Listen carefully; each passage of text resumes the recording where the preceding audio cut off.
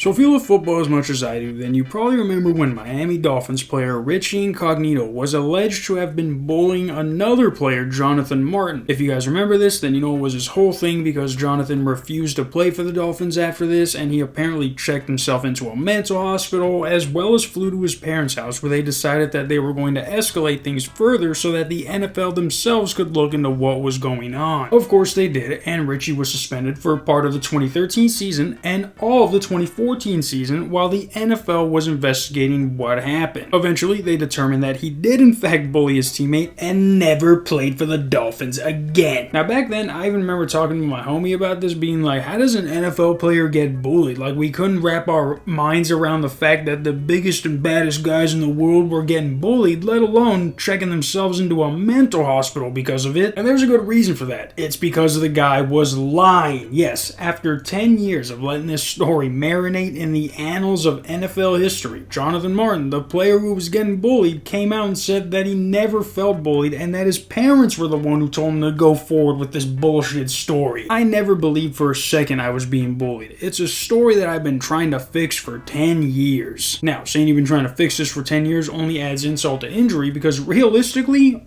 what have you been doing for these past 10 years to say something that took you 2 seconds to say 10 years later?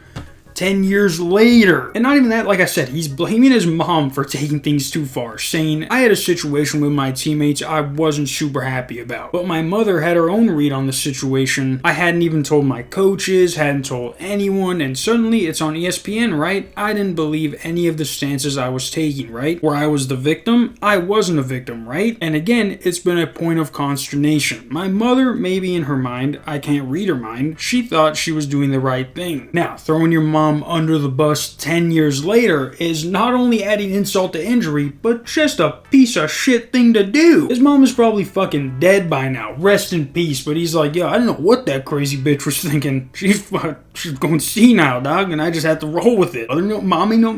Mommy knows best. And of course, once Richie caught wind of this, he's like, he couldn't cut in the NFL, so he quit and his mom blamed me. Legacy media pushed this narrative long and far. Too bad it was all a lie. They lied to protect his money. He quit. The team had every right to claw back that money. His mom started the bullying narrative with ESPN and Adam Schefter, so that the Miami Dolphins wouldn't go after his signing bonus. Now, while I 100% agree that this is messed up and that the mom took it too far, if that is true, because we're never gonna hear her side, rest in peace. But Richie needs to pump the fucking brakes, because while Jonathan might not have said he'd been bullied, one of the things he called Jonathan was a half N-word, hard R mind you, piece of shit. As well as threatened to slap his mom and threatened to kill him. I guess that's why his mom, now we know why his mom took things too far.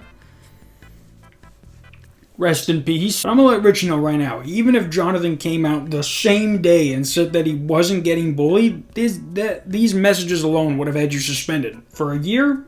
Probably. But don't act like you didn't do anything wrong. You're a racist who just inadvertently got outed as one. Not to mention, in 2018, he threatened to shoot these dogs that keep barking.